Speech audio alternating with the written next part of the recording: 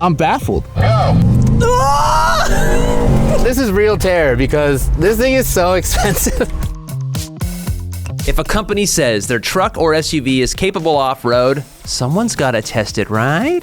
Well, we test everything, and that means we've run into some surprises, some thrills, and of course, some drama and disappointments.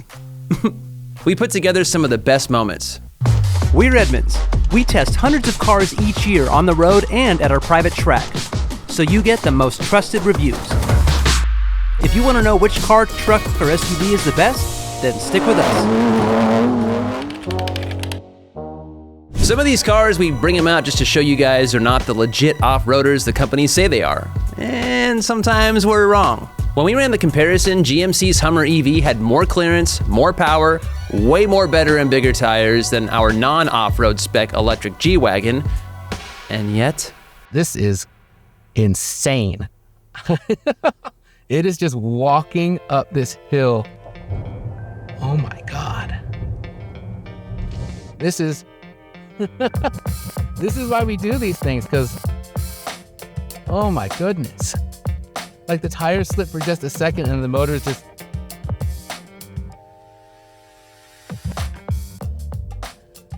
If you had told me before we were doing this that the Hummer would need to go into basically its rock crawl mode to get up that hill, and then the G-Wagon would just walk up it on summer tires, I don't think I would have believed you, but I'm baffled. That's awesome. The traction control and stability management on this thing it's incredible. How did it do that? It has no grip. I gotta go think about some things. I had talking points that I had planned on getting to on the second run. What second run? The throttle response is basically perfect. It was super easy to just dole out the exact amount of power you needed to get up the hill. I basically put the throttle down a little bit and then it just walked up and figured everything out underneath me. We had a spotter up top, running boards didn't come into play at all.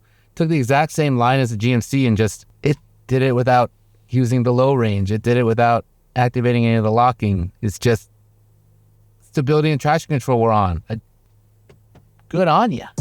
Now don't worry, if you're regretting your Hummer purchase or you just want to know what your car is worth, there's a great tool for that in our site. But that electric G-Class wasn't the only SUV that performed better than expected. When the Bronco came out, a bunch of us were worried about the independent front suspension and what that meant for its abilities off-road.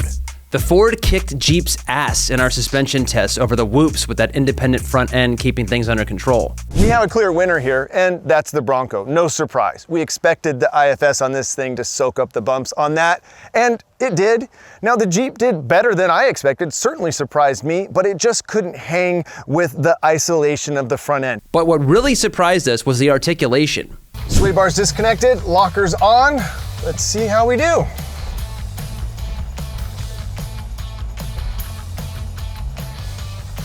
So far, well, there's a little bit of tippiness there. That's what I kind of expected. But it's doing exceptionally well. Oh my gosh. Well, that was a bit of a mind scramble. The Bronco just did kind of exceptional through there. I don't know whether I'm disappointed in how the Jeep did or just stoked on how well this Bronco just slithered through those little dips. We're learning something here. Now the Honda Pilot, that's a car that doesn't have a disconnecting anti-roll bar, doesn't have a low-range transfer case, doesn't have locking diffs or aggressive all-terrains that hurt road noise and efficiency. It's a 3-row family car, and yet... I can feel that I have wheels in the air at different points, but I can also feel the car just figuring out underneath me. I'm very consistent on the throttle and it's just kind of crawling up really slowly. This is quite impressive. Even when this thing loses traction for a moment, it's just really good at figuring things out. I just give it a little bit more throttle, and it kind of catches, ratchets the wheel forward, and we just get out of there. However, we made it up. And if you want to find the best price on a Pilot or any car, we've got tools to help you out. We'll drop a link in the description. I, for one, will be shopping for an F-150 Tremor. We did a steep rocky hill climb, way gnarlier than the one you just saw with that Honda, in the Chevy Silverado Trail Boss, Ram Rebel, and a V8 F-150 Tremor. The Chevy was tossing us around and fumbling with its auto locker. The Ram made us use 4 low and lock the rear. But the Ford? This thing is just eating this hill up just like it was in the Chevy. Throttle dexterity quite good. The low end torque output from this engine seems to be very even and very easy to modulate as I need to. Now we're getting to the tough part of the hill here with the biggest ruts. And we're still making it up. Had to give it a little more throttle there. It was kind of hard to tell on the Chevy at which points the auto locker kind of grabbed the rear and helped it up. But here in the Ford, I know it's completely unlocked and it's still climbing up with a pretty good amount of ease. The suspension does feel a bit less bouncy than it does in the Chevy. You get a bit more, it just feels a bit more pliant. And so I am feeling these ruts and things, but I think in the Chevy, I was definitely getting tossed around a bit more. One advantage I think the Ford does have over the Chevy is that the visibility to the front is a lot better. You don't have those big bulges on the hood here, so I'm actually sort of able to have a much better sense of where the nose is, and the visibility overall in the F-150 is just superb. On the hill climb, it was a very clear win for the Ford as it made it up the hill with ease, and it was the most comfortable from behind the wheel. It was just better. You can crawl your rocks and lock your diffs all you want. Sometimes I just want to go fast. And with the Lamborghini's test driver in the passenger seat, man, I'm jealous of Kurt for this one. Going around Chuckwalla in a Huracan Sterrato, and now going off-road in a Huracan Sterrato.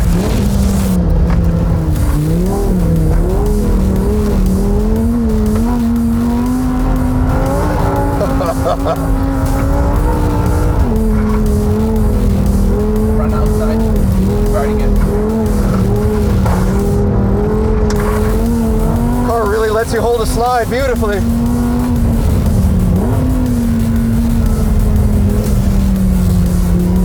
Hard to talk and drive in this car when you're doing so much work.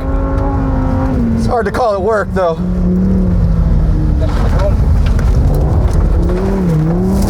That's so cool. Third gear off-road in a Huracan, not bad.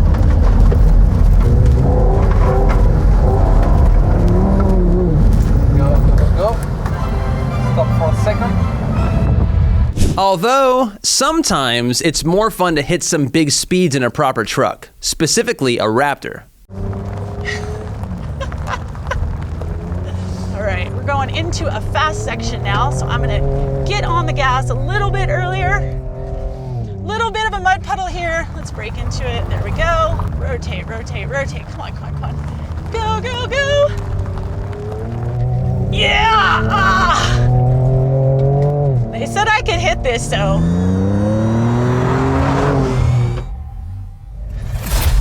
Cool, that was fun.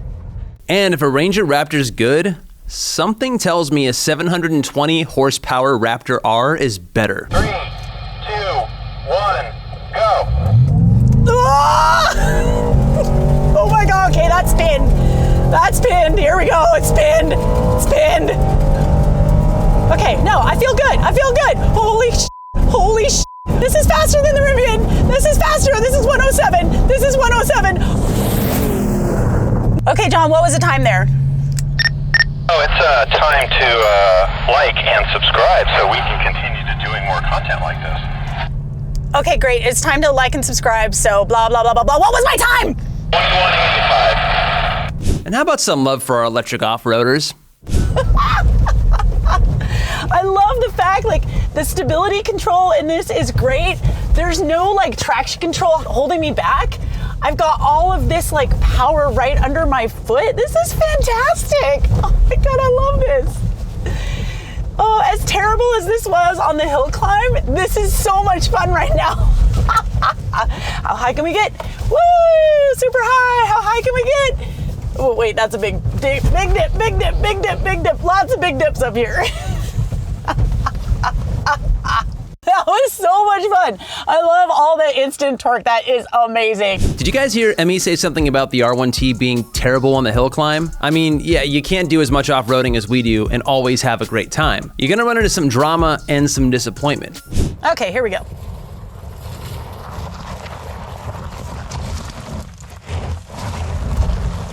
No. Oh,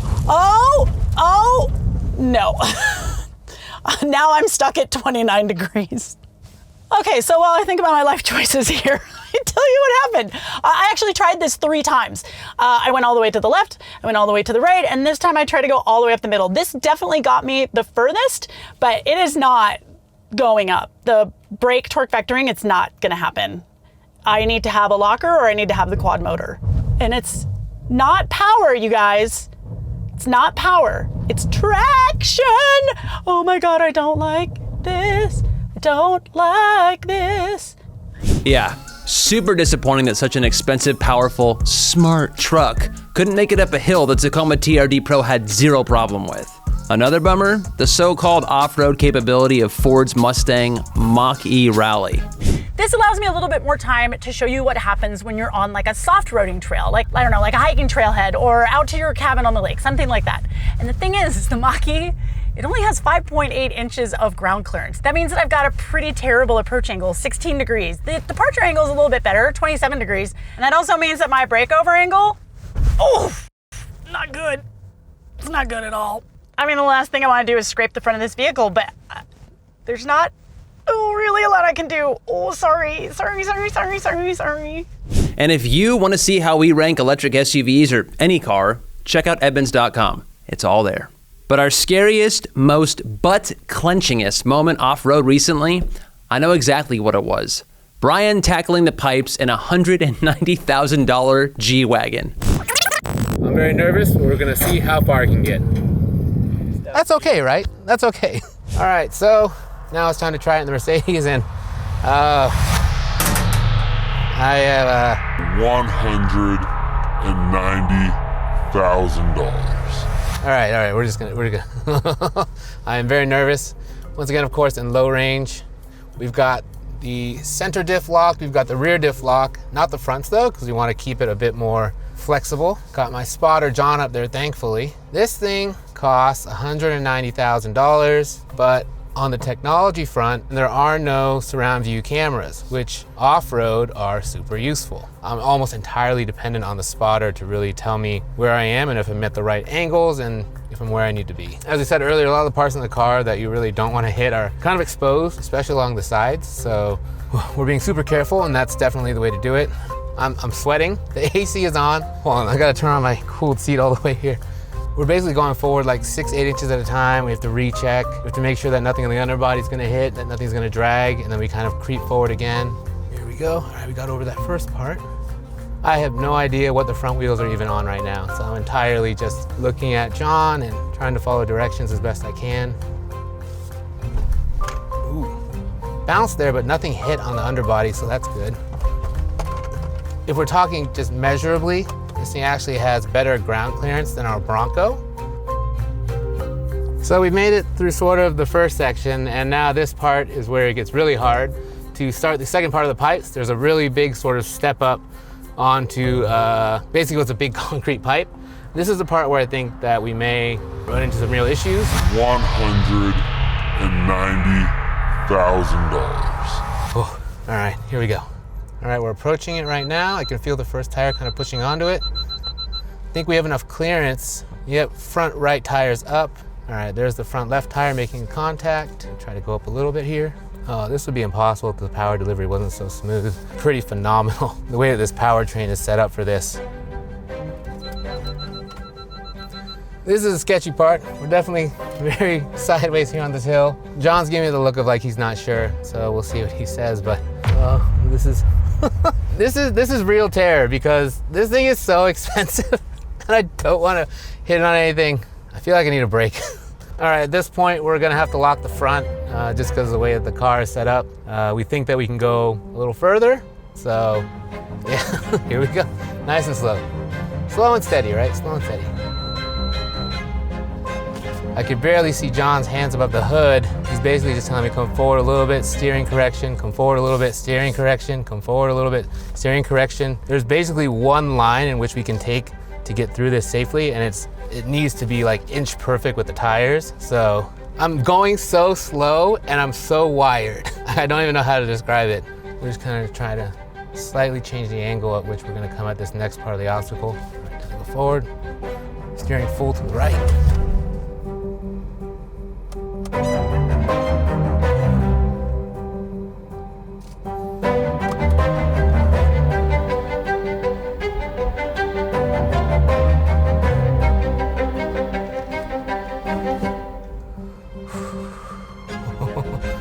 This really is a team effort. This is spotter, vehicle. I feel like I need a good glass of wine after this.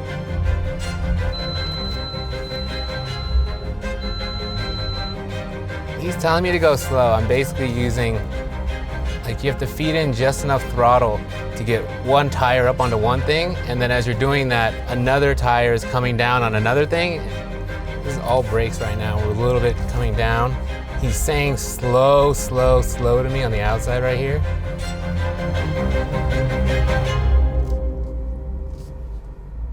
Is it over? Yeah. It made it? Oh, check please. And there you have it. Some of our best moments off-road from the past couple years. Got any ideas for future off-road videos? Have a favorite moment we missed? You think I need a haircut? I do need a haircut. Let us know down in the comments, and until next time, have a good one.